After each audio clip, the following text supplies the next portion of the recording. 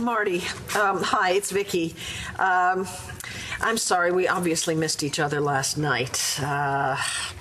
And hopefully we can reschedule soon because we need to get together and talk. Not just about Jessica, but about you too. I need to know what's been going on and what's happening with you, okay? So, if you could just give me a call when you get this message, that would be great. Thanks a lot. Bye-bye. You're home! Oh, thank God. Thank God. I got in yesterday, and it is so good to be home, you can't even imagine. Hey, how are you? Better now that you're home. Oh, yeah? I knew there was a reason I decided to return these today. I must have had ESP. What is it? Cookie cutters. I borrowed them last fall for Shane's class bake sale. I bet you thought they were gone forever. Honey, I never even missed them. But I have certainly missed you. I've missed you. How's everything? How's Jessica? There's no change. So there's no progress in getting her memory back? No. She still thinks she's in high school, and she's wishing desperately that she could take her old boyfriend to the senior prom. Seriously? Honey, it breaks my heart, you know? It's like she's in prison. She's stuck in the past, and she's hoping for impossible things. Oh, there has to be some key that's gonna get in there and unlock things sooner or later. Well, that's what I'm hoping for, that Marty Saybrook will find the key, and then Jessica will remember Bree and her sister Natalie, her brother Rex. What's the matter? Things got a little crazy while you were gone. Okay. Tell me. Well, it turns out that Rex and Jessica are not brother and sister after all. They're not? What happened? You have a history with Allison Perkins, right? Unfortunately, yes. I heard she was on the loose for a while. Yes, and she kidnapped Sierra Rose. What? But don't worry, they caught her and Sierra's fine, but when they arrested Allison, a whole bunch of stuff came out that no one ever knew before. About Rex? Yeah. We found out that Roxy and Mitch are not his biological parents. They're not? Well, who are his parents? He'd give his right arm to have the answer to that. But unfortunately, he has no clue. Oh my God, poor Rex. Poor Rex. He's been searching for his father for so long. And then to find out... I mean, how could Roxanne have lied to him all those years? Oh, Roxy didn't lie. It was Allison. She led Roxy to believe that Rex was her son.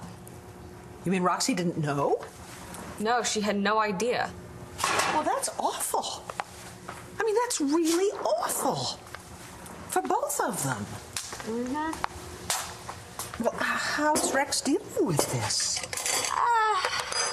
Half the time he pretends like it doesn't matter, like he suddenly doesn't need parents anymore. And the other half? He gets real quiet and looks almost as if he's ashamed. Ashamed of what? Well, it stinks to not feel like you belong to anybody and to know that your mom just gave you up and never looked back. He doesn't want to come off like he's feeling sorry for himself. No, that's ridiculous. I mean, wanting to know who you are, where you come from, is the most basic thing in the world. There's not a person alive who doesn't want to know that. That's exactly what I try to tell him. Well, in that case, despite everything that's happened, Rex is a very lucky man. Lucky? Yes, honey. He has you to help him through this. I'm not sure Rex wants my help with anything right now. Oh, Gigi, of course he does. Look, I know you two went through a very rough patch. Rough. I left him for a guy who ended up holding me at gunpoint and then shooting Bo. And he left you once too, didn't he? I mean, you thought that he and your sister conceived a child together. That all just seems like a bad dream now. Rex and I were so happy before. Before Stacy showed up. Yes, but I can't blame everything on her. Oh, yes, you can. No, Viki, I should have told him the minute she started blackmailing me. I should have trusted him. Honey, from what I know, you were very afraid of what was going to happen to your son.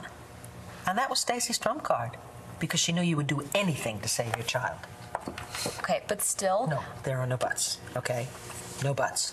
You cannot blame yourself for this, all right? No guilt. You just get over it, and you get on with your life. With or without Rex. I can't imagine my life without Rex. He's my son's father, and that's always going to connect us. Yes, but surely you and Rex share a lot of things that have nothing to do with you being his parents, right? Maybe. Maybe? Okay, let's say something thrilling happens. You entered a raffle and you just won a brand new car. Who do you call? You mean when I stop screaming and jumping up and down? All right, you wake up at 3 in the morning and you've had a really bad dream. Okay, I see where you're going with this. Yes. And you are right. Rex has been there for good times and bad. He's my best friend. You know, honey, that's exactly how I felt about Charlie. I thought that Charlie would never let me down. And then he did. Yeah, he did. Worse than that, he let himself down. He was so horribly destroyed by Jared's death that he completely lost sight of who he was. I can understand that. I couldn't. Not at first. All I could see was that he had totally lost his way, and I did not trust that he would be able to find his way back, you know? But he did, thank God. And he got sober. Probably because he hoped you guys could get another chance. Oh, I think that was a very big part of it, yeah. And let me tell you, it worked. We are back together. So that says a great deal about the power of love, don't you think? Yes, it does. Yes, it does. Do you ever worry what happens if he has another slip? There'll always be another slip, okay? And slips don't have to be about alcohol. People make mistakes. God, we all do. We really just have to learn how to forgive each other. You make it sound so easy. No, it's not easy. It's not easy at all. But the first step is just knowing what you want. Sometimes I think I know what I want, and then I start to doubt myself. Maybe I should take Shane and get out of town for a while. Oh, no. No, no, no, no, no. No, honey, you cannot run away from this, okay? Well, it worked for you. You went to London, came back, and bam, you and Charlie are back together. Sweetheart, it was not nearly as simple as that. Although, yes, thank God we are back together again. But I think that if Charlie and I can get past what was standing in our way, I think that you and Rex can too.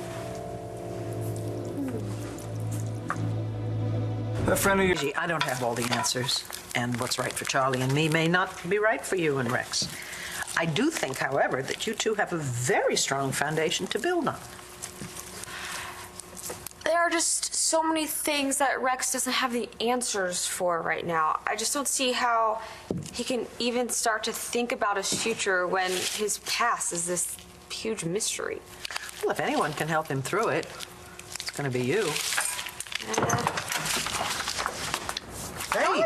Well, look who's back. Yeah, I'm back. Hi, how are you? I'm good. How are you? Good, thank you. Good. Can I get you something? No, thanks. okay. I stopped by the house, but Gigi wasn't there. I thought maybe she'd be here. Are you still up for taking Shane to the game? Yes, of course.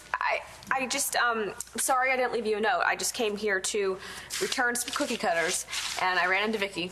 And we had tea, and we did some planting, see?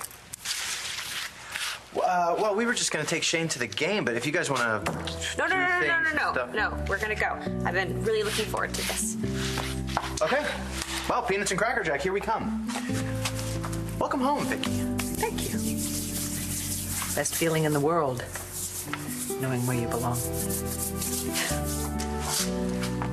Bye. Bye. Have fun. Okay.